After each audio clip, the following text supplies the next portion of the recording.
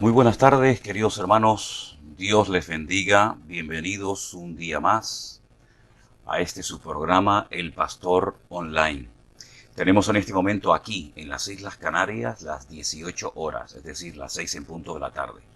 Ahora es el momento adecuado para que ustedes puedan comprobar qué hora es en sus respectivos países. Y esta es la hora a la que comienza siempre este espacio, este programa, El Pastor Online. Programa cuyo objetivo desde hace ya unos cuantos meses es elevar el nivel del conocimiento de la Iglesia, de los creyentes, de todos aquellos que quieran aprender más de la palabra del Señor. Así es que todos los lunes, como mínimo, este programa llegará en directo a todos ustedes, deseando como siempre que sea de bendición y que a través de él, sobre todo, las personas que han formulado alguna pregunta, pues puedan quedar, digamos, satisfechos con la respuesta que con ayuda del Señor les vamos a dar a todos los que cada semana nos hacen llegar sus preguntas. Para nosotros son muy importantes las preguntas que ustedes nos hacen. No hay pregunta, permítame la expresión, tonta. No hay pregunta absurda. Todas las preguntas las valoramos, las apreciamos con cuidado, con mucho cariño y oro y le pido al Señor sabiduría para que yo le pueda dar a usted que ha hecho una pregunta, una respuesta bíblica, una respuesta acertada, una respuesta correcta, de tal manera que usted pueda, pues digamos, elevar su conocimiento de la palabra de Dios y no estar con dudas ni dejarse arrastrar por doctrinas extrañas o diversas y que usted pueda tener una base lo suficientemente sólida como para construir una vida cristiana con madurez. Saben ustedes, y vamos a orar dentro de un rato, que nosotros enfatizamos mucho y es algo que me he tomado muy en serio y es el de ayudarles a todos los que quieran aprender, a todos los que quieran ser, digamos, ministrados, a todos. Vamos a quitar este micrófono porque por lo visto hay alguna interferencia. Lo quitamos y espero que me escuchen ahora mucho mejor. Disculpen de esta interferencia. A veces no sabemos de dónde vienen estas interferencias, pero vienen. Espero que ahora me escuchen mejor. Me lo pueden confirmar por los mensajes. Yo estoy viendo que algunos están entrando. Bueno, pues el conocimiento bíblico es muy importante, es muy necesario. Pero también crecer en madurez.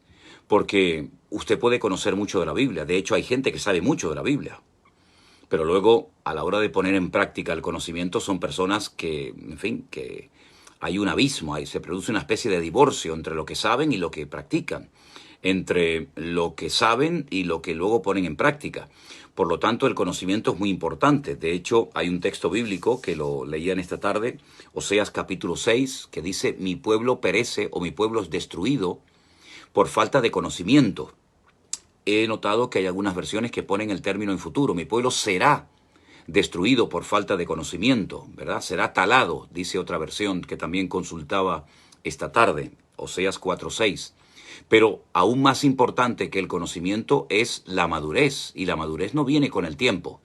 La madurez no viene por todos los versículos que te sabes de memoria. La madurez viene cuando uno realmente quiere ser maduro, y para ser maduro hay un secreto, es algo fundamental, y es dejarse tratar, dejarse disciplinar, dejarse moldear. Y eso no a todo el mundo le gusta. Hay gente que mientras hables, compartas y digas lo que a ellos les gusta, eres el mejor pastor del mundo, eres el siervo más ungido, eres el más simpático, el más guapo, el más agradable, el más maravilloso del mundo. En el momento en el que le dices algo que a lo mejor no le hace mucha gracia o va en contra de su filosofía o estilo de vida, automáticamente las cosas cambian. Y eso tiene que ver mucho con la madurez, no tanto con el conocimiento bíblico, aunque ustedes saben perfectamente que nosotros enfatizamos muchísimo. Gracias por decirme que se escucha mucho mejor. Gracias, hermanos. Enfatizamos muchísimo la importancia del conocimiento bíblico, pero aún más importante es ser maduros en el Señor. Y ser maduros en el Señor, ser personas adultas, con solidez, con firmeza, lleva tiempo. Pero si queremos ser maduros, vamos a crecer, vamos a aprender, vamos a madurar y vamos a poder convertirnos en gente estable, con una buena base sólida, firme, para poder dar un buen testimonio y para poder ser instrumentos en las manos del Señor. Bueno, Antes de dar respuesta a preguntas que hemos recibido durante estos últimos días, vamos a orar y poner este tiempo en las manos del Señor, que el Señor nos guíe, que el Señor nos ilumine y que con la palabra de Dios podamos ayudar a dar respuesta a las preguntas que ustedes nos han hecho llegar hasta el día de hoy. Oramos al Señor. Padre Celestial, muchísimas gracias en esta tarde por este privilegio maravilloso que nos das de estar aquí en torno a tu presencia y en torno a tu palabra. Señor, estudiando, escudriñando las Sagradas Escrituras. Ellas son las que pueden traer luz y claridad y sabiduría a nuestras vidas.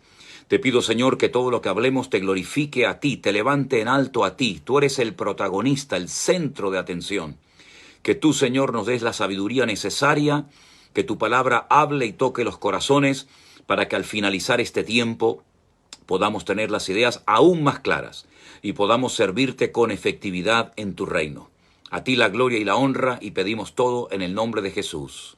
Amén y amén. Gloria a Dios.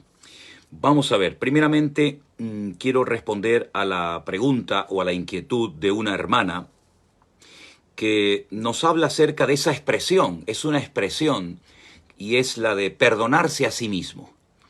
Vamos a ver, partimos de la base de que el único que puede perdonar nuestros pecados es Dios. Eso está clarísimo, está en la Biblia. Si cometemos pecados, abogado tenemos para con Dios, a Jesucristo, su Hijo amado. Es la sangre de Jesucristo lo que limpia y perdona nuestros pecados. Pero la expresión, aprender a perdonarse a uno mismo, bueno, no es que yo me perdone mis pecados a mí mismo, porque repito y reitero, el único que puede perdonar nuestros pecados es Dios.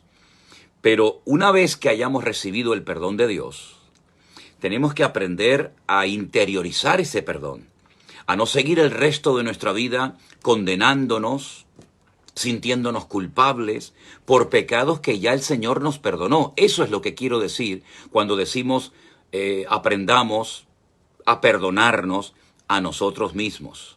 Ninguna condenación hay para los que están en Cristo Jesús, ¿verdad? Los que no andan conforme a la carne, sino conforme al Espíritu. Y permítame, amados hermanos, permítame recordarles que yo soy un pastor español y predico desde España.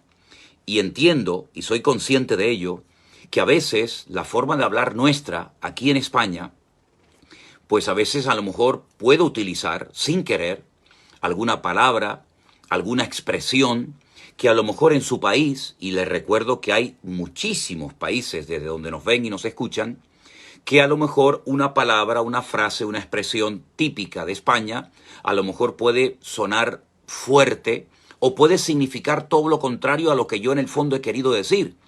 Pero ahí apelo a la madurez. Sí, ahí apelo a la madurez de todos y de cada uno de ustedes, porque también para nosotros en España hay palabras, hay expresiones, hay cosas que se dicen en los países de ustedes que a nosotros nos resultan chocantes. Palabras que para ustedes son normales, expresiones que ustedes las utilizan a diario, pero que aquí suenan muy fuerte. Bueno, pues eso puede pasar a la inversa. Entonces, hermano, como usted es maduro, ¿verdad? Usted, hermana, es lo suficientemente madura para entender que es imposible que en algún momento de un programa que dura 1 hora, 2 horas o el tiempo que sea necesario, a lo mejor pueda utilizar una expresión o una palabra que a lo mejor en Chile, en Argentina, en México, en Colombia, en Guatemala o sabe Dios dónde, puede resultar fuerte. Pero ¿sabe qué? Yo hago algo. Cuando alguien me escribe, no muchas veces, ¿verdad? Pero a veces cuando alguien me escribe y me dice, hermano, pastor, el otro día usted dijo esto, dijo aquello, utilizó una palabra, yo lo que hago es lo que creo y aconsejo que todos deberíamos de hacer, recurrir al diccionario de la Real Academia Española. Y si usted no tiene ese diccionario, en internet, hoy en día se puede encontrar prácticamente de todo. Lea esa expresión, lea esa palabra, y entonces usted se va a dar cuenta de que esa palabra significa algo que a lo mejor en su país o en su contexto cultural o familiar o religioso significa todo lo contrario, pero lo que tenemos es que tener la sabiduría y la madurez suficiente para entender que a veces hay términos que utilizamos aquí en España que pueden sonar feo o pueden sonar mal en otras culturas, en otros países, pero hermano, es prácticamente imposible, por lo menos para mí, tener en la mente presente que me están escuchando en este momento 834 personas, a lo mejor que son de diferentes países y culturas, y es prácticamente imposible, repito, por lo menos para mí, pues evitar que en algún momento determinado alguna palabra o alguna expresión que utilizamos aquí en España puede a lo mejor sonar mal en su país. Pero para eso apelo a la madurez de todos y de cada uno de ustedes. Coman el pescado y dejen las espinas a un lado. ¿Les parece? Bueno, algunas personas de vez en cuando me preguntan por la bandera que tengo a mis espaldas, que por cierto la tengo también aquí en mi oficina, así, en un tamañito más pequeñito, ¿verdad? Mire, hermano, esta es la bandera de un país. Todos los países tienen su bandera, y su himno, y su escudo, y sus costumbres. Bueno, yo estoy muy conectado, amo y estoy muy unido al pueblo de Israel por muchos motivos que no vienen al cuento ahora. Es un país que amo, es un país donde me siento como en mi propia casa, porque realmente es mi casa, espiritualmente hablando. Y la bandera que tengo a mis espaldas es la bandera del Estado de Israel. Y así como hay países que tienen a lo mejor un águila, o incluso alguna Biblia, o cualquier otro símbolo, estrellas o lo que sea, el Estado de Israel decidió poner en su bandera lo que llamamos vulgarmente la estrella de David, que en hebreo es el Magen David, es decir, el escudo de David, ¿sí? No hay ninguna otra explicación, ni hay otra razón, no es nada esotérico, ni es un adorno, sino es una bandera de un país, ¿sí? Ese es el único motivo. Pero bueno, vamos a dejar eso a un lado y vamos a pasar ya directamente a lo que es Biblia, a lo que es la palabra de Dios. Y hay una pregunta muy interesante que es la siguiente.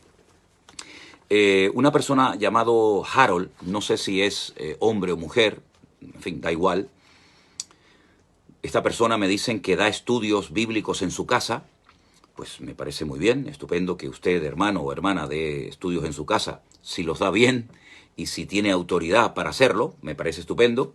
Usted dice lo siguiente. Usted, Pastor Sierra, asegura que los judíos esperan la reconstrucción del templo por tercera vez. Pero en un pasaje de Juan capítulo 2, del versículo 13 al 22, ahora lo vamos a leer, yo leo que el Señor mismo, el Señor Jesucristo, ya levantó el tercer templo que los judíos esperaban. Estamos esperando una señal que ya se cumplió. Por otra parte, en Apocalipsis 21-22 se dice que el Señor mismo es el templo. Entonces encontramos que esa escritura ya se cumplió en Jesús, en Cristo. Él ya levantó el tercer templo que los judíos físicamente están esperando. Y me dice, hermano, no entiendo nada. Ya que los elegidos de Dios conformamos el templo espiritual y Dios está llevando a cabo la obra de la reconstrucción del templo, y por lo tanto la idea de que la bestia o los judíos serán protagonistas de la obra de la reconstrucción del templo, entonces todo esto es totalmente falso. ¿Cómo es posible que la palabra de Dios diga que la santa ciudad no tiene templo, pero por otro lado dice que formamos parte del templo de Dios? Bueno, vamos a ver, hermano o hermana Harold. Espero, de verdad, que usted me esté escuchando en esta tarde, porque con todo mi respeto le digo, usted está juntando y está mezclando un montón de cosas y es lógico que usted no entienda, porque está mezclando, es una expresión que voy a utilizar ahora, que si hay alguien de Galicia que me está escuchando la va a entender perfectamente. No se puede mezclar las fabas con los grelos. Vamos a separar las cosas, porque de lo contrario nos vamos a hacer un lío tremendo. Miren, vamos a ver. Voy a leer el pasaje que usted dice que muestra que ya el Señor Jesucristo reconstruyó el tercer templo. El templo que físicamente esperan los judíos reconstruir. Está en Juan capítulo 2, del versículo 13 al 22. Yo lo voy a leer, prestemos atención por favor, y dice así. Estaba cerca la Pascua de los judíos y Jesús subió a Jerusalén. Y halló en el templo a los que vendían bueyes, ovejas y palomas, y a los cambistas allí sentados. Y haciendo un azote de cuerdas, echó fuera del templo a todos, y las ovejas y los bueyes, y esparció las monedas de los cambistas, y volcó las mesas. Y dijo a los que vendían palomas, quitad de aquí esto, y no hagáis de la casa de mi padre casa de mercado. Entonces se acordaron sus discípulos que está escrito, en el Salmo 69, ¿verdad? El celo de tu casa me consume. Los judíos respondieron y le dijeron, ¿qué señal nos muestras ya que haces esto? Jesús les respondió y les dijo, destruid este templo y en 3 días lo levantaré. Dijeron luego los judíos, en 46 años fue edificado este templo y tú en 3 días lo levantarás. Mas él hablaba del templo del cuerpo. Versículo 21, hermano o hermana Harold. Él hablaba del templo de su cuerpo. Por tanto, cuando resucitó de entre los muertos, sus discípulos se acordaron que había dicho esto y creyeron a la Escritura y a la palabra que Jesús había dicho. Una cosa es lo que Jesús está diciendo aquí en Juan capítulo 2 acerca del templo de su cuerpo. Otra cosa es la reconstrucción del templo físico de Jerusalén. Otra cosa es la nueva Jerusalén, que no es la terrenal, donde dice que no habrá templo, sino que el Señor será el templo de dicha ciudad. Y otra cosa, ya estamos hablando de 4 cosas diferentes, es lo que el apóstol Pablo, o mejor dicho, el Señor a través de la pluma del ministerio del apóstol Pablo, dice que ahora nosotros somos el templo del Espíritu Santo de Dios. Permítame aportarle, hermano o hermana Harold, el siguiente pasaje bíblico. Tome nota, por favor, aunque bueno, todo esto después queda grabado aquí en Facebook y después posteriormente se va a subir a nuestro canal de YouTube. En 2 de Tesalonicenses, el capítulo 2, repito, si tienen su Biblia a mano, sigan la lectura conmigo.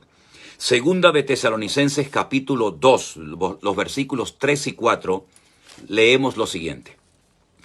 Nadie os engañe en ninguna manera, porque no vendrá sin que antes venga la apostasía, y se manifieste el hombre de pecado, el hijo de perdición, el cual, estamos hablando aquí del anticristo, el hombre de pecado, ¿verdad? De este hombre perverso, líder político que se levantará en los últimos tiempos. Dice, el cual se opone y se levanta contra todo lo que se llama Dios o es objeto de culto, tanto que se sienta en el templo de Dios como Dios, haciéndose pasar por Dios. Jesús no reconstruyó ningún templo físico ni espiritual para los judíos ni para nadie. Jesús no vino a construir templos. Jesús está poniendo el ejemplo de su cuerpo. Él dice, destruyan este cuerpo, destruyan este templo, destrúyanlo. De hecho lo hicieron, lo crucificaron, lo mataron, lo colgaron en una cruz. Destrúyanlo, métanse con él, deséchenlo. Y en 3 días, como dice aquí, lo levantaré.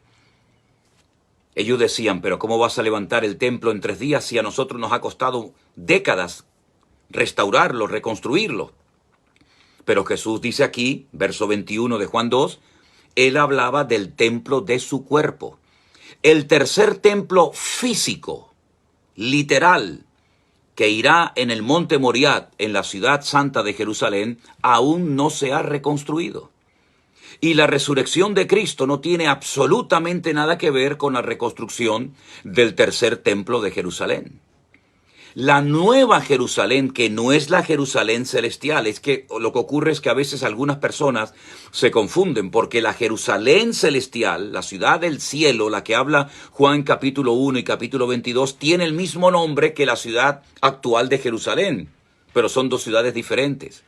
Una es la ciudad de la nueva Jerusalén en el cielo, en la presencia del Señor, en la eternidad, y otra es la Jerusalén actual, desde la cual el Señor Jesucristo gobernará a las naciones con vara de hierro durante el período que conocemos como el milenio. Entonces, en la nueva Jerusalén, en la Jerusalén celestial, en la vida eterna, para que nos entendamos, no habrá templo. Porque el Señor mismo será el templo. Con su presencia no se necesita ningún tipo de templo. Él con su luz, con su presencia, será el templo y no necesitaremos ningún tipo de templo. Pero el tercer templo de Jerusalén, donde ahora mismo están las mezquitas musulmanas en el monte Moriah en Jerusalén, va a ser reconstruido. No les quepa a ninguno de ustedes la menor duda. Yo sé que durante casi 2000 años, ese templo físico, donde los judíos iban a ofrecer sus sacrificios y a celebrar las fiestas bíblicas, pues no existe. Fue destruido en el año 70 después de Cristo por los romanos. Pero va a ser reconstruido y vuelto otra vez a profanar, como fue profanado en el tiempo de los griegos por un tal Antíoco Epifanes, ¿verdad? Poniendo imágenes de sus dioses y sacrificando animales inmundos, como por ejemplo un cerdo, y profanando el lugar santísimo, ¿verdad? La abominación desoladora, de la cual habla el profeta Daniel. Pues bien, el tercer templo de Jerusalén no tiene nada que ver con el hecho de que en la Nueva Jerusalén no va a haber templo. Y no tiene nada que ver con el hecho de que nosotros ahora como iglesia, como cuerpo de Cristo, también somos llamados el templo del Espíritu Santo. El templo de Jerusalén físico es una cosa, y el cuerpo de Cristo, que es comparado a un templo que iba a ser destruido y levantado poderosamente de la tumba, como así sucedió al tercer día, son cosas completamente diferentes. Yo espero, querido hermano o hermana Harold, que con esta sencilla explicación usted haya podido captar y hacer bien clara la diferencia entre una cosa y otra.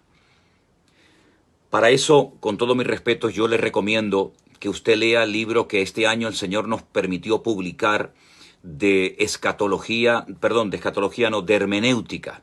Porque la hermenéutica es una ciencia, es una herramienta para mí imprescindible. Y además, aquí me dicen en la nota que me han pasado que usted, hermano o hermana Harold, da estudios bíblicos en su casa. Pues usted, ya que está dando estudios bíblicos a personas que la escuchan, lo ven, etcétera, usted tiene que estar más preparado que nadie. Y usted tiene que estudiar y leer hermenéutica, que es la ciencia que nos ayuda a la correcta interpretación de los textos bíblicos. Y cuando usted vea la palabra templo, tiene que ver el contexto en el cual aparece la palabra templo, para no mezclar el templo físico de Jerusalén con el templo que también es el cuerpo de Cristo, etcétera, etcétera. Entonces, vuelva a escuchar esta simple y rápida explicación que yo le he dado a usted, Harold, y espero que haya quedado claro y que usted pueda decirme la próxima vez que me escriba, ahora lo entiendo. Si no lo ha entendido, no tenga ningún reparo en volver a escribirme. Es decirme, hermano, todavía no lo entiendo. Vuelva a escribirme y yo intentaré, con la ayuda del Señor, volver a responderle lo mejor que pueda. Pero sobre todo, no caiga en el error de, como encuentra la palabra templo en diferentes pasajes bíblicos, pensar que esa palabra templo es aplicable a todo lo que tiene que ver con el templo, o con los templos, en plural, mejor dicho, ¿sí? Entonces, vuelva a escuchar esta explicación, ahí queda grabada, y si no ha quedado clara, vuelva por favor a escribirme e intentaremos aclarar y clarificar lo mejor posible hasta que usted diga, ahora, gloria a Dios, lo logro entender. Me pareció mientras hablaba ver el nombre Esperanza Castro, y es nada más y nada menos que mi suegra, que desde un pueblecito de la provincia de Pontevedra en Galicia, creo, si no me equivoco y no he leído mal, que está escuchando y viendo en directo en este momento, cuando tenemos las 6:24 de la tarde en Canarias, una hora más en el continente, en la península, en España, el programa El Pastor Online. Así que si es así, Esperanza, te mando un beso, que Dios te bendiga muy ricamente y me alegro mucho de que estés conectada en esta hora viendo este programa. Vamos a avanzar porque hay más preguntas y la siguiente pregunta es la siguiente. Hay una persona que dice, hermano, ¿cuántas veces tenemos que bautizarnos? Y esta persona hace esta pregunta porque dice, como pecamos muchas veces y el bautismo es lo que nos perdona los pecados, nos podemos bautizar muchas veces. No, un momento, estamos empezando mal. Cuando empezamos mal, terminamos mal. Arrancamos declarando o creyendo ya en algo incorrecto. Por lo tanto, vamos a empezar desde el principio. El bautismo no limpia los pecados. Eso en primer lugar. Lo único que limpia los pecados es la sangre de Jesucristo, no el bautismo. El bautismo es una señal pública de que ya mis pecados han sido perdonados. Es al revés. No es que me bautizo, y por favor no digan bautizos. Hay muchos cristianos evangélicos que utilizan la palabra bautizos. No es bautizos, es bautismos con M. Bautismo, ¿vale? Pero bueno, el bautismo es una señal pública de que ya mis pecados han sido perdonados. No me bautizo para ser perdonado. Me bautizo porque ya he sido previamente perdonado. ¿De acuerdo? Si el bautismo, el agua, cuando nos sumergen en el agua, cuando nos bautizamos, es lo que nos perdona los pecados, nos tendríamos que bautizar cientos de veces a lo largo de nuestra vida. Realmente el bautismo se tiene que practicar una sola vez. Yo sé que hay muchos hermanos que cuando llegan a Israel, no sé lo que les pasa, quieren volver a bautizarse de nuevo, como dice, como para confirmar o para reafirmar aquel bautismo que una vez hice en mi iglesia hace años. Bueno, yo no quiero que esto se convierta en una moda. Yo por lo menos no la voy a potenciar. Yo creo que el bautismo hay que hacerlo, como dice la Biblia, una sola vez. Y no hay que bautizarse ni 2, ni 3, ni 4, ni 5. Hace poco una hermana, no recuerdo exactamente su nombre, me decía que ha estado en varias iglesias y cada vez que va a una iglesia, en esa iglesia le dicen, no, usted tiene que bautizarse de nuevo porque el bautismo que le practicaron en la anterior iglesia no sirve. Bueno, yo no creo que esto sea para tomárselo a la ligera, creo que es algo muy serio. Y respondiendo a su pregunta, número 1, el agua cuando se bautiza no perdona sus pecados, solamente la sangre de Jesucristo. Y en segundo lugar, hay que bautizarnos una sola vez. Mire, como Cristo, así, ya está. ¿Cuántas veces se bautizó el Señor Jesucristo? Una, ¿verdad? Pues imitamos a Cristo. Imitamos al Señor, nos bautizamos una vez, lo hacemos bien, decentemente y con orden, y problema solucionado. Mandamiento cumplido. Gloria a Dios. Dice una persona, ¿qué quiere decir el apóstol Pablo con el versículo de 2 de Timoteo capítulo 2, versículo 12? Bueno, vamos a leerlo, ¿le parece? Vamos a leer el versículo que usted, por lo visto, no entiende o quiere que yo se lo explique. Repito, 1 de Timoteo capítulo 2, versículo 12. Animo a todos los que estén en casa siguiendo el programa en directo que usen la Biblia y que sigan conmigo los versículos, ¿de acuerdo? Como si estuviéramos en un culto, como si estuviéramos en la iglesia.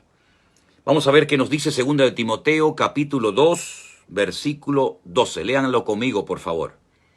Porque no permito a la mujer enseñar ni ejercer dominio sobre el hombre, sino estar en silencio. Y usted dice que yo le explique este versículo. ¿Qué quiere que le explique? Pablo dice, Pablo está hablando él es padre de muchas congregaciones, pastor de muchas iglesias, y dice, no permito a la mujer enseñar. Bueno, es una norma. Las normas se ponen para nuestro bien. Hay gente que no le gustan las normas. Hay gente que quieren ir como el llanero solitario, en una anarquía espiritual, ¿verdad? Pero en la Biblia hay normas. Normas para la convivencia, para la armonía, para el orden interno de las iglesias. Miren, por ejemplo, Hechos capítulo 15. El concilio de Jerusalén se establecieron normas para que no hubieran problemas dentro de las congregaciones, entre judíos y gentiles, que si se podía comer o no lo sacrificado a los ídolos. Esta es una norma que Pablo puso y dijo, no permito a la mujer enseñar. Muy bien, pues él sabrá por qué lo habrá puesto. Pero cuidado, ojo. Esto no es un mandamiento bíblico. No es que le dijo el Señor a Pablo. Pablo no está diciendo, esto es un mandamiento del Señor. No. Él habla en primera persona. No permito. ¿Quién? Usted, Pablo. El apóstol Pablo dice, no permito a la mujer enseñar. Vamos a ver, en aquellos tiempos, en aquella cultura, las mujeres eran un cero a la izquierda, con todos mis respetos. En aquellos tiempos ninguna mujer se atrevía a hablar porque ni siquiera la iban a escuchar. Entonces él, para no ser piedra de tropiezo a los judíos que se están convirtiendo, a los hombres que cuando vean a una mujer predicando la palabra o enseñando se van a espantar y se van a marchar, él dice, no permito a la mujer enseñar, ni ejercer dominio sobre el hombre, sino estar en silencio. Yo no le puedo explicar más de lo que dice el versículo. Yo, sinceramente, lo digo, está suficientemente claro. Son normas de régimen interno que el apóstol Pablo, como apóstol y con toda la autoridad que tenía como apóstol de Jesucristo, estableció en aquellos tiempos en las iglesias que él había establecido. No le puedo decir nada más. De ahí se ha sacado toda una doctrina de que la mujer no puede hablar, incluso en algunas congregaciones ni siquiera las dejan orar, lo cual es un disparate, lo cual es una cosa tremendamente terrible, porque ¿quién es el hombre para prohibirle a una mujer orar? No, ser pastora es otra cosa. No confundamos la velocidad con el tocino. No confundamos. Pastora es una cosa y enseñar es otra. Pastoras no, porque no hay en la Biblia pastoras. ¿De acuerdo? Pero Priscila y Aquila fueron colaboradores del apóstol Pablo y no hay ningún problema. Y el apóstol Pablo recomienda a Febe, que era una diaconisa, y no hay ningún problema en eso. Ser pastora es otra cosa. Pastora no hay en la Biblia ningún ejemplo bíblico, por lo tanto no hay ningún ejemplo que uno pueda decir, hay un ejemplo, por lo tanto usted puede ser pastora. Vuelvo a repetir lo que he dicho en muchas ocasiones. Hay gente que me dice, pero hermano, yo conozco a muchas pastoras. Y yo siempre les repito a esas personas lo mismo, y yo también. Yo también conozco pastoras. No se olviden que tengo 40 años de pastor. Y algo sé, algo he visto. Un poquito me he movido por el mundo. Y he visto pastoras. Y mujeres que predican mejor que 1000 hombres. Porque generalmente, tal vez algunos hombres se ofenderán conmigo, hay muchísimas mujeres, hoy por hoy, más consagradas, más comprometidas que muchísimos hombres. Pero eso no significa de que pueden ser pastoras. Cuidado. Entonces, repito, son normas que el apóstol Pablo estableció en su época y la mujer tiene un valor tremendo en la iglesia, tremendo, y es tremendamente útil. Y hace cosas que dudo de que muchos hombres lograrían hacerlo con la excelencia y con la madurez y con las ganas y el entusiasmo que muchas mujeres le ponen, ¿verdad? Pero la mujer no ha sido levantada, creada, diseñada por Dios para pastorear iglesias. Y no se enfaden conmigo, hermanas. Es que lo que dice la palabra de Dios. Como el hombre tampoco ha sido diseñado, por ejemplo, para ser madre. Menudo privilegio el ser madre, menudo privilegio el poder llevar hijos en tu vientre. Pues Dios, ese privilegio maravilloso, extraordinario, no se lo dio al hombre. ¿Por qué? No lo sé. Solamente se lo dio a la mujer. Y esto no es cuestión ni de machismo ni de feminismo, porque permítame decirles algo. Ni la palabra machismo aparece en la Biblia, ni la palabra feminismo aparece en la Biblia. Dios no es ni machista ni feminista. El cristianismo no es ni machista ni feminista. Por lo tanto, lo que tenemos que hacer es adaptarnos al modelo bíblico, hacer caso a lo que dice la palabra de Dios y nada más. Ahora, el apóstol Pablo dice que toda mujer que ora o profetiza, defíname ustedes lo que es profetizar. ¿Qué es? ¿Hablar cosas del futuro o también significa predicar?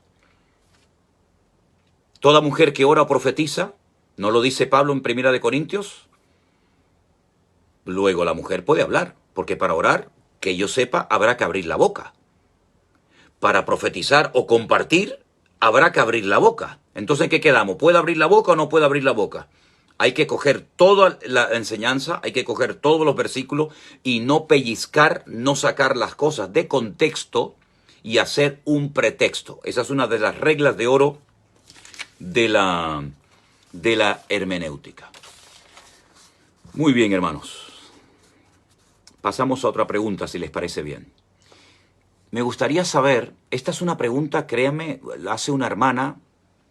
Jamás en la vida he oído, nadie jamás me ha dicho lo que esta hermana me está preguntando. De hecho, me chocó tremendamente su pregunta, porque dice, me gustaría saber si el nombre Jehová, el que aparece en la Reina Valera, en nuestras Biblias, en otras versiones, en otras Biblias aparece, por ejemplo, el nombre Yahvé. Pero esta hermana dice, me gustaría saber si el nombre Jehová significa he aquí ruina. He aquí ruina. Porque lo he visto en las redes sociales y me gustaría saber la verdad. Pues mire, hermana, yo le voy a dar un consejo. Si usted quiere conocer la verdad, déjese de redes sociales y lea la Biblia. Porque la verdad no está en las redes sociales. La verdad está en la palabra de Dios. La palabra de Dios es la verdad. Y si usted quiere conocer la verdad, para poder vivir en libertad, lea la palabra de Dios. Yo jamás en mi vida he oído que el nombre Jehová signifique he aquí ruina. El nombre Jehová es la, entre comillas, la adaptación, no la traducción, la adaptación de un nombre que es impronunciable en castellano porque no tiene vocales, y en nuestro idioma no se puede hablar sin escribir las vocales, cosa que en hebreo sí se puede, porque el idioma hebreo no necesita de vocales, por lo menos escritas, ¿verdad?, para pronunciar ciertos y determinados nombres. El nombre de Dios, el nombre propio de Dios, está compuesto por 4 letras, consonantes todas ellas, Yod Hei Vav Hei, y es un nombre que no se puede pronunciar porque no tiene vocales. Entonces, algunos masoretas, ¿verdad? Los masoretas fueron aquellas personas que le pusieron signos vocálicos al texto consonántico de la escritura para que pudieran pronunciar algunas palabras. A propósito, en algunas ocasiones, sobre todo en el nombre de Dios, pusieron las vocales mal para que no pronunciaran exactamente como debe de pronunciarse el nombre de Dios, porque los judíos son muy escrupulosos, muy serios con el nombre de Dios. No lo pronuncian, aunque saben cómo se pronuncia, pero no lo pronuncian. Solamente podía hacerlo una vez al año el sumo sacerdote, el Cohen Gadol, en un momento determinado del año, ¿verdad?, bendiciendo al pueblo, pues pusieron mal las vocales. Y en algunos manuscritos, si usted los lee en hebreo, pone Jehová. En otros manuscritos pone otros nombres. Pero de ninguna manera, en absoluto, el nombre de Dios significa he aquí ruina. Por favor, todo lo contrario.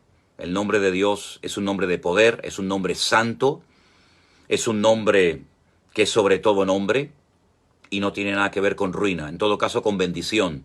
En todo caso, con la bendición de Dios, con el respaldo del Señor, etcétera, etcétera. Y junto a la siguiente pregunta que la hace una hermana también, y dice, ¿cuál es el nombre de Dios? Porque en Isaías 52:6 dice, por tanto mi pueblo sabrá mi nombre, por esta causa en aquel día, porque yo mismo que hablo, he aquí estaré presente. Entonces dice, en otros versículos del Nuevo Testamento, he manifestado tu nombre a los hombres que del mundo me diste, tuyos eran y tú me los diste, y han guardado tu palabra. Si Jesucristo es el nombre que se nombra en todo el Nuevo Testamento y no hay otro nombre en el que podamos ser salvos, ¿quiere decir que el nombre de Dios es Jesucristo? No. Ahora se lo explico. Todo lo que hagamos lo debemos hacer en el nombre de Jesucristo, porque ¿dónde quedan entonces los nombres que se nombran de Dios en el Antiguo Testamento? ¿Significa que Jesucristo, el nombre de Jesucristo, es el verdadero nombre de Dios? No, mire, vamos a ver. Vuelvo a decir lo que dije antes. No mezclemos las fabas con los grelos. Vamos a separar las cosas. Dios el Padre, el creador del universo, aquel que dijo sea la luz y fue la luz. La Biblia nos enseña que de tal manera amó Dios a ese mundo que envió a su Hijo unigénito al mundo para que todo aquel que crea en Él no se pierda, mas tenga vida eterna. Ese Dios mandó a su Hijo. ¿Cómo se llamó ese Hijo? Se llamó Yeshua. Así nada más, Yeshua. Pero no es Yeshua HaMashiach, sí, pero HaMashiach no es un nombre, es un título. HaMashiach significa el ungido, ¿vale? La traducción de Yeshua HaMashiach en castellano es Jesucristo. Jesús, Yeshua, Cristo, HaMashiach, el ungido. Entonces era Yeshua el ungido, ¿ok? La traducción al castellano es Jesucristo, ¿vale? Jesucristo es el nombre del Hijo de Dios, no es el nombre de Dios. El nombre de Dios no es Jesucristo. Jesucristo es el nombre del Hijo de Dios. Y oramos en el nombre de Jesucristo, porque lo dice la Biblia. Todo lo que pidáis al Padre en mi nombre, ¿cuál era su nombre? Jesucristo, Señor Jesús, ¿verdad? El Padre os lo concederá, para que el Padre sea glorificado en el Hijo. Entonces Dios, el Padre, tiene unos nombres, aunque tiene un nombre propio, que en la Reina Valera sale Jehová, en la Nácar Colunga sale Yahvé, en la Biblia de las Américas sale Señor, etcétera, etcétera. Algunos lo llaman el Eterno, ¿verdad? Como por ejemplo en las Biblias en italiano pone Il Eterno, ¿verdad? No aparece Jehová ni Yahvé.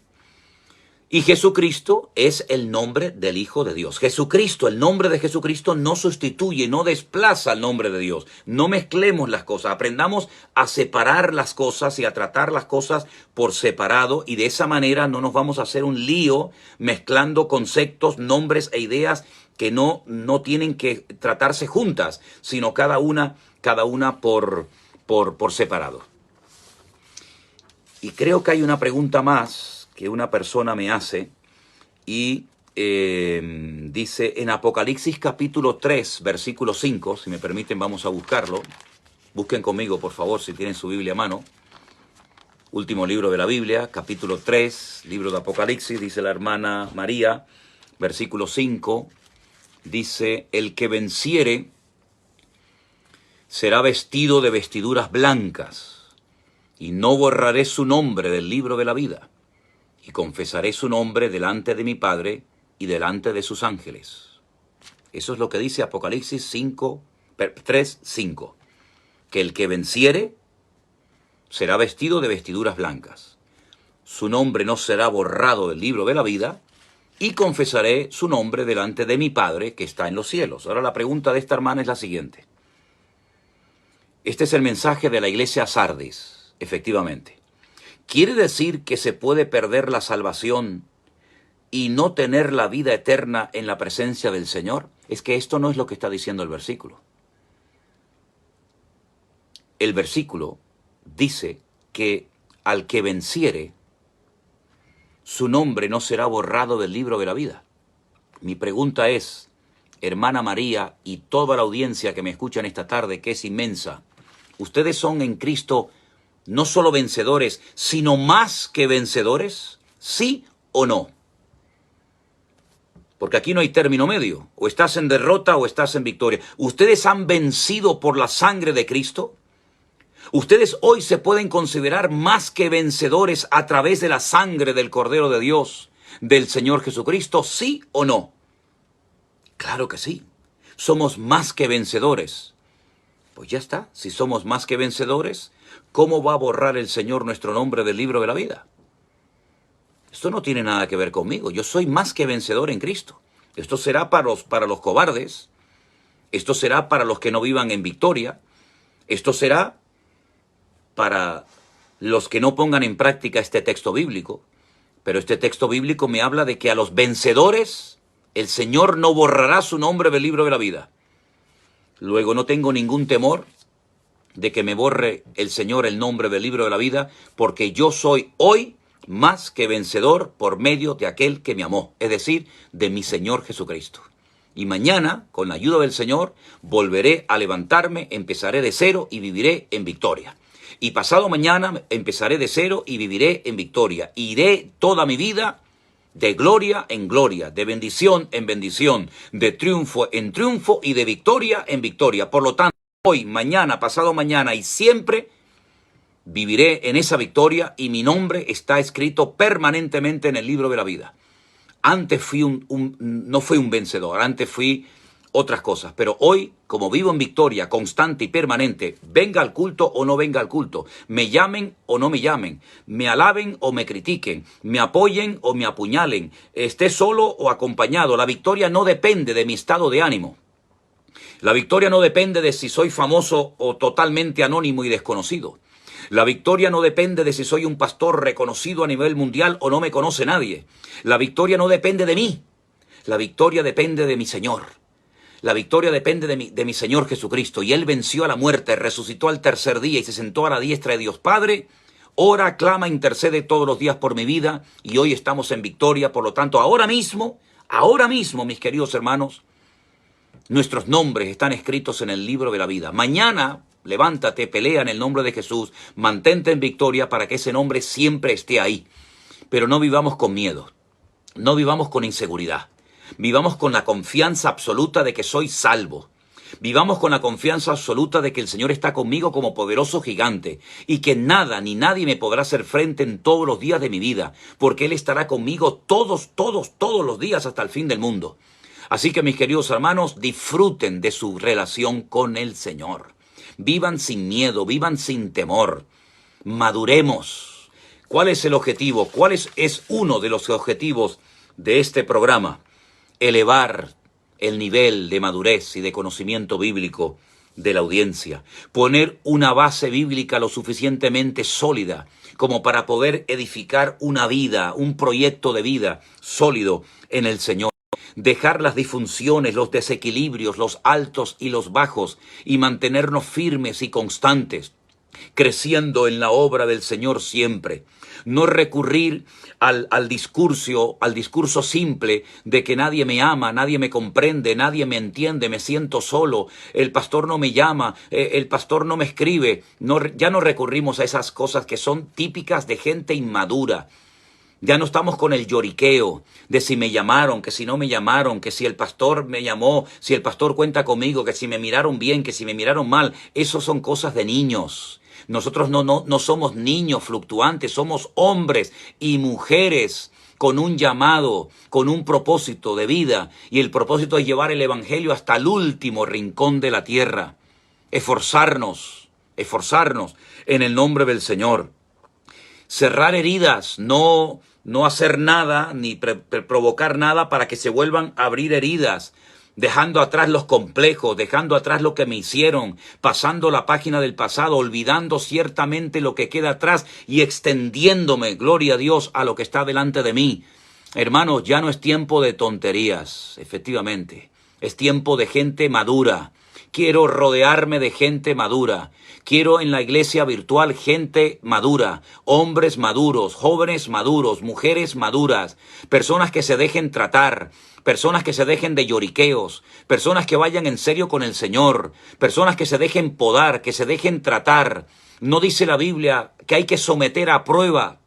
¿Sí o no? ¿No dice la Biblia, en su Biblia y en la mía y en todas las Biblias del mundo, somete primeramente a prueba a la gente, y si son aprobados, entonces pueden ser diáconos, entonces pueden ser obreros, entonces pueden servir al Señor? Pues yo como pastor tengo toda la autoridad y el respaldo de Dios para probar al rebaño, para probar a la gente, para ver si realmente son maduros. Y ha llegado el momento de demostrar nuestra madurez. ¿Qué más queremos para espabilar, hermanos? ¿Qué más necesitamos para despertar del sueño? No nos damos cuenta de lo que está ocurriendo en el mundo. Iglesias cerradas, pastores que mueren, persecuciones, cárceles, iglesias cerradas por distintos motivos. No nos hemos dado cuenta ya que lo que se aproxima es tremendo y que solamente los hombres y mujeres maduros que se dejen pastorear, que se dejen tratar, son los que van a aguantar la prueba que va a venir sobre todas las naciones del mundo. Esto es simplemente un botón de muestra, un pequeño botón de muestra de lo que se avecina. ¿O qué se creen? ¿Que el libro del Apocalipsis no se va a cumplir nunca? Ay, amados hermanos, cuánto tenemos que aprender, cuánto tenemos que madurar. Así que, hermanos, adelante, levántense, dejen atrás los lloriqueos. Si tiene que pedir perdón, pida perdón. Si tiene que humillarse, humíllese. Si tiene que orar, ayunar, hágalo. Pero no deje pasar más el tiempo. Ya no hay tiempo que perder. Muchos de ustedes que se dejaron de congregar por distintos motivos, muchos de ustedes que salieron de iglesias heridos y maltratados, ya está. No vamos a estar dando vueltas y vueltas. Es que no me hablaron, No, vamos a dejarnos ya de tonterías. Vamos a ir en serio con el Señor. Quiero hombres y mujeres valientes, osadas, atrevidas, que estén dispuestas a aguantar lo que haga falta, con tal de llevar el evangelio hasta el último rincón de la tierra. La generación que nos precedió, gloria a Dios por los hermanos que nos precedieron, pero no llevaron el evangelio hasta el último rincón de la tierra. Ahora nos corresponde a ti, así, a ti que me miras, a ti hermanito que estás por ahí, a ti hermana y a mí, a todos y a cada uno de nosotros, nos corresponde llevar el evangelio hasta el último rincón de la tierra. Y el evangelio sea predicado hasta el último rincón de la tierra, entonces vendrá nuestro Señor. ¿Queremos que venga el Señor? Pues venga, vamos a levantarnos, vamos a predicar la palabra y vamos a arrebatarle las almas al diablo. Y quiero terminar esta tarde este programa convocando a todos ustedes para algo muy especial que ocurrirá el día viernes. El día viernes por la tarde, a las 7 de la tarde, hora en Canarias, 1 hora más en la península, vamos a presentar un libro llamado Demonología, Descubriendo el Mundo Espiritual. Hay que conocer el mundo espiritual, mis queridos hermanos y amigos, hay que conocerlo. No vamos a ver diablos y demonios por todas partes, pero tampoco nos vamos a ir al otro extremo de gente que dice eso no existe, eso ya no existe hoy en día. No, no, no. Cuidado. El mundo espiritual es real y hay que conocerlo. ¿Cómo? Con la palabra de Dios en la mano. El viernes, unos hermanos, unos pastores, vamos a estar presentando este tercer libro que el Señor me ha permitido publicar, Demonología, Descubriendo el Mundo Espiritual. Les invito a todos ustedes a que vean en directo en YouTube el próximo viernes por la tarde la presentación de este tercer libro que el Señor me ha permitido publicar. Que Dios les bendiga, ha sido un placer estar con todos ustedes. Espero las preguntas. Si por favor no he sido claro en alguna respuesta, no dude por favor, hermano y hermana, en escribirme, porque lo que queremos es que la gente crezca, madure, salga de la duda, de la incertidumbre y crezcamos en el nombre del Señor. Aprovechemos el tiempo porque Cristo viene pronto. No sé si te lo han dicho hace mucho tiempo o hace poco tiempo, pero Cristo está a las puertas. Viene pronto. Así que prepárense, queridos hermanos, es hora de levantarnos del sueño. Padre Celestial, gracias en esta tarde por el privilegio de orar, el privilegio, Señor, que nos das de estudiar tu palabra. Gracias, Dios mío, por todos los hermanos y hermanas que alrededor del mundo se han conectado en esta tarde con hambre, con sed de palabra. Quieren ir en serio, quieren servirte, quieren honrarte. Señor, aguantamos la prueba, aguantamos lo que haga falta porque vamos en serio y te lo vamos a demostrar con nuestras acciones, no solo con nuestras palabras. Señor, queremos arrebatarle las almas al diablo. Reprendemos en el nombre de Jesús toda obra satánica contra nuestras naciones, contra nuestros ministerios, contra nuestra familia. Queremos, Señor, que tú desates tu poder y nos des denuedo y desenvoltura en tu palabra, para que tu palabra corra y sea glorificada. Y, Señor, te pido que si a ti te place, Señor, vuelve a derramar una lluvia de señales, milagros y prodigios, para que la gloria de Dios se manifieste y el mundo conozca que Cristo es el camino, la verdad y la vida, no la religión, no la nueva era, no la brujería, no la hechicería, sino Cristo es el camino, Cristo es la verdad y a Él le damos la gloria y la honra. Bendice y renueva la fuerza de tus siervos, de todos los predicadores, pastores, evangelistas, maestros que se esfuerzan por predicar tu palabra cada día. Bendice a esas enormes, gigantescas iglesias.